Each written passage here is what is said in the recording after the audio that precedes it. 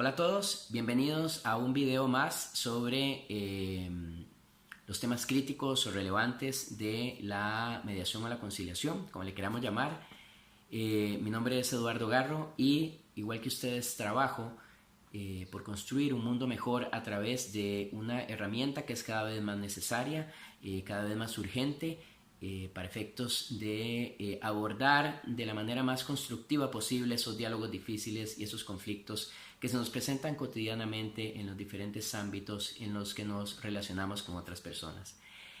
Con este video vamos a iniciar una serie de videos sobre el tema de la ética en la mediación o la conciliación, que es un tema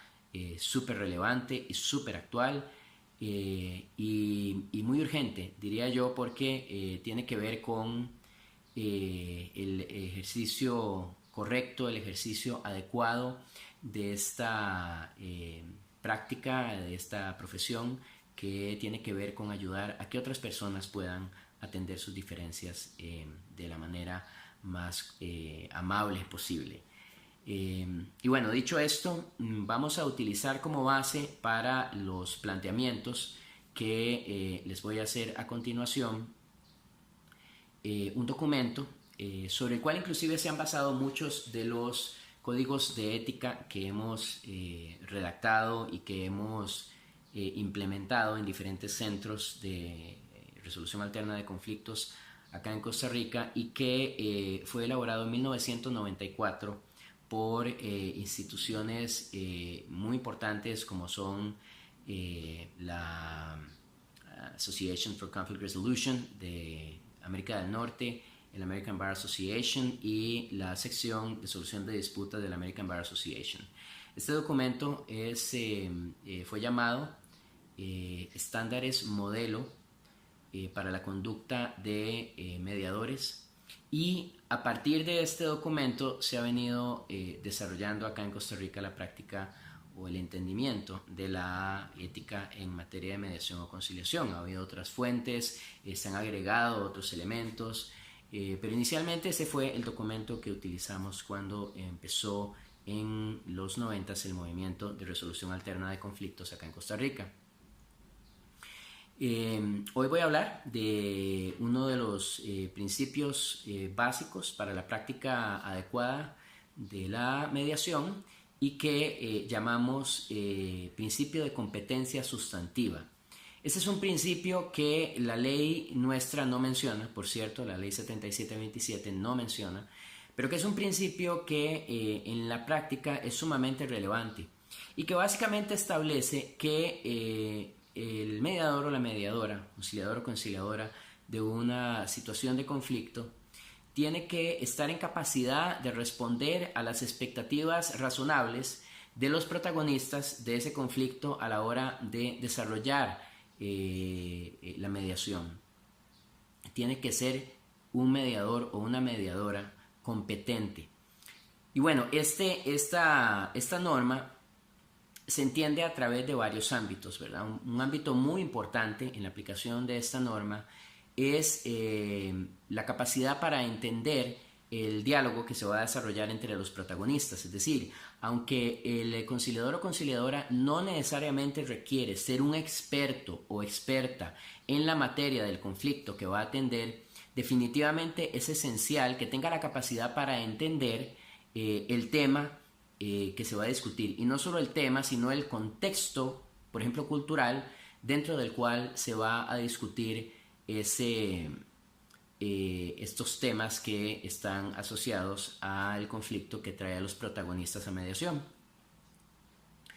Entonces, lo primero es tener capacidad para captar las ideas, para entender el diálogo, inclusive para entender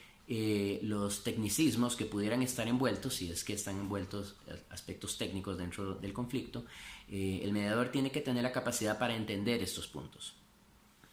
Obviamente de este deriva la competencia para poder determinar si el caso es mediable, acorde a los diferentes criterios que usamos para determinar o evaluar la mediabilidad de los conflictos, que pueden tener que ver con la ley, puede ser que tengan que ver con las condiciones personales de los protagonistas, de forma tal que puedan actuar y defender sus intereses dentro del proceso de mediación, aspectos que tienen que ver con un adecuado balance de poder, que tienen que ver con la ausencia de condiciones que limiten las capacidades volitivas de los participantes, etcétera, etcétera. Hay diferentes criterios que utilizamos a la hora de medir la mediabilidad o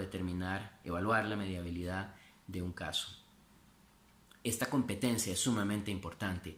y es parte de este principio de competencia sustantiva que utilizamos desde el punto de vista de conducta ética en la mediación. Hay otro aspecto que tiene que ver con el conocimiento de técnicas o estrategias para llevar adelante la mediación.